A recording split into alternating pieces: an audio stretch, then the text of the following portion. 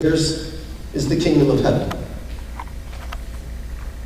See, to you and me, and maybe we've heard this as sort of a mantra religiously at times in church, or we're familiar enough maybe with the Sermon on the Mount that we know it begins this way. This is staggering that this rabbi who's claiming to be from God and to be God in the flesh begins his revelation of the kingdom coming to redeem and remake broken earth and broken mankind by saying, "Blessed are the poor." Oh, the sheer happiness of those who are poor. I mean, this is so counterintuitive to what the people were expecting. They would have been expecting Jesus to say, "Oh, the happiness of those who now will know no more financial struggle or pain, whose jobs I will make sure will be secure in every phase of life." I mean, is Jesus serious? Is this for real? He wants us to believe that he's from God and that he is God in the flesh and he's calling us to follow him? That he has a life beyond our imagination. He would say in John 10, a life that is made completely full by following him. He's calling us to some kind of poverty of spirit.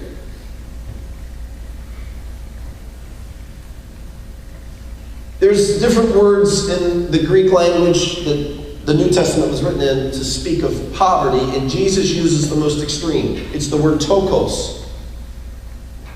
And this word means absolutely destitute. It comes from, its origin is in the idea in the Greek world of someone having to cower or crouch down to their knees to beg. He could have used a different variation of the word poor. He used that one. We were at dinner with my parents a number of months back at Sweetwater Tavern. It's Amy's favorite place to eat.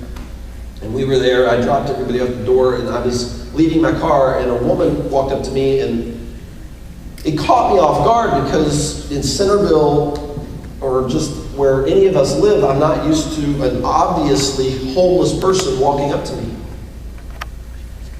And she clearly was, and she began begging, and as she did, I didn't even have time to interact. The manager of the restaurant was right behind her, walking across the parking lot right up to her, and if you could see how he approached her, it was very gentle. He was businesslike, and he asked her, it was obvious they'd had this exchange many times, he asked her to leave.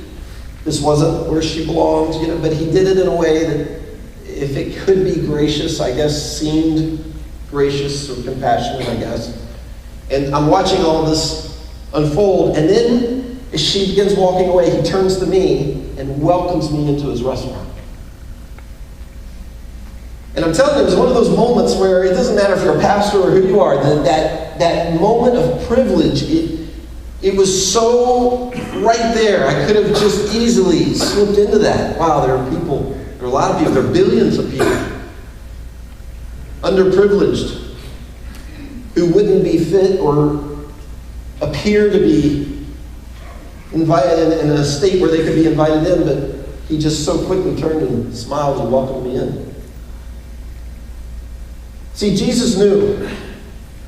He knew, and it was clear from all that we had so many contexts of the rich who followed him. In some cases, the extremely rich, and the very poor, and the different classes that Jesus would be speaking to and calling. He calls all of us. And see, in his calling, he reveals that every person is poor. He speaks to this level, this dimension of humanity where we are destitute without something of God's kingdom. See, this isn't about nice houses or clothes or the way we look being bad or evil or any of that. What this is about is calling us to give attention and investment to this part of our existence, the part of our being that is spirit. Where Jesus says everyone's on the same plane, everyone's on the same level, and you are bankrupt. The question really becomes, who notices? See, in the spiritual part of mankind, we're all broken and bankrupt. We're that extremely poor person, that tokos kind of poverty. Jesus isn't speaking, the Bible gives so many contexts of blessings, material blessings. In some cases, God gives riches to people. And I believe in large part that speaks something to us and where we live. In the part of the world we live in this part of Washington, D.C. where we live. There are people, for whatever reason, that God chooses to bless materially above and beyond others or maybe much of the world. He's not saying anything's right or evil or wrong in the material possessions. He's calling us to give attention to this aspect of our being where if we don't fill our spirit with what enriches